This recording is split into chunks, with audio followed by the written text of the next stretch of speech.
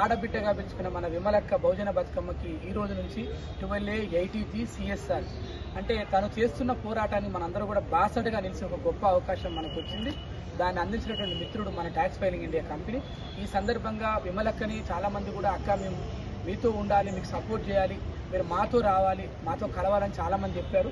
వాస్తవం ఇది అక్కకు లేని ఆలోచన. నేనే చెప్పాను అక్కకి, మన ఉద్యమాలు చేస్తున్నప్పుడు ప్రజల పట్ల ట్రాన్స్పరెన్సీగా ఉన్న వాళ్ళం, తప్పకుండా ప్రజల్ని మనతో భాగస్వామ్యం చేయాలంటే అక్క ఇలాంటివి ఉండాలని చెప్పాను.